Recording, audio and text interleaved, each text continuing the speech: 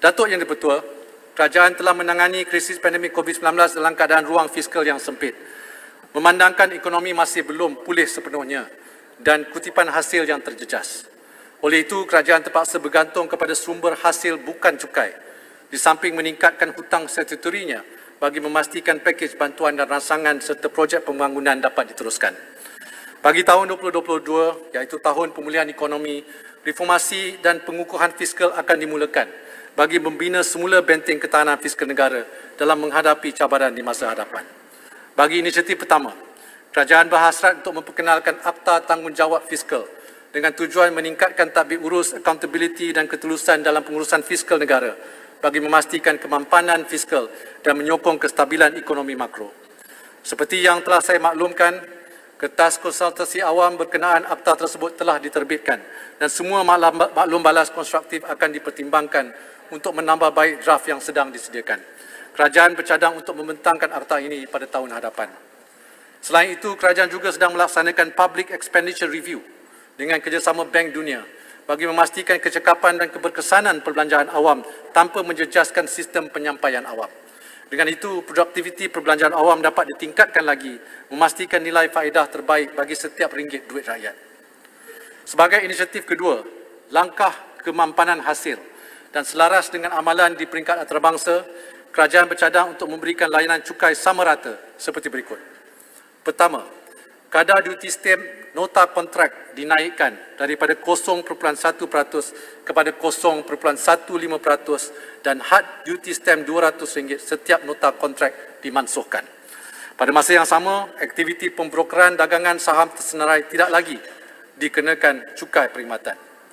Kedua, cukai pendapatan dikenakan kepada pemanfaatin di Malaysia ke atas pendapatan yang terbit dari sumber luar negara dan diterima di Malaysia mulai 1 Januari 2022. Ketiga, cukai jualan dikenakan ke atas barang bernilai rendah dari luar negara yang dijual oleh peniaga dalam talian dan dihantar kepada pengguna di Malaysia melalui perkhidmatan kurier udara.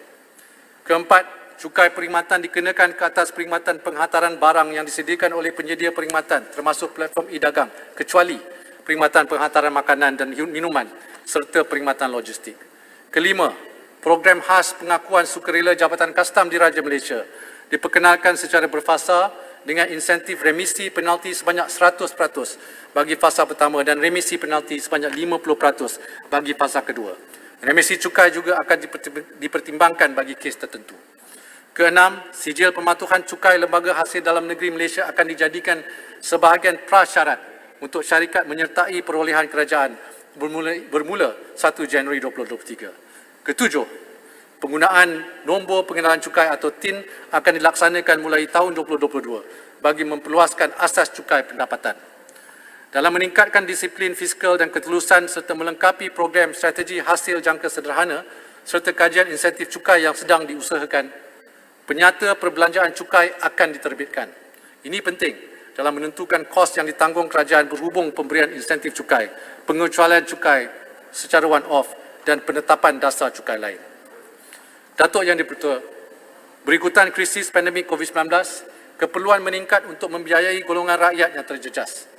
Bagi memastikan sistem kesihatan awam lebih berdaya tahan dalam menghadapi sebarang ancaman pada masa hadapan, kerajaan bercadang untuk memperkenalkan cukai khas secara one-off kepada syarikat yang menjana pendapatan tinggi. Dengan nama Cukai Makmur, syarikat dengan pendapatan bercukai sehingga RM100 juta pertama akan dikenakan cukai pendapatan pada kadar 24% dan pendapatan bercukai selebihnya akan dikenakan cukai pendapatan pada kadar 33% bagi tahun taksiran 2022.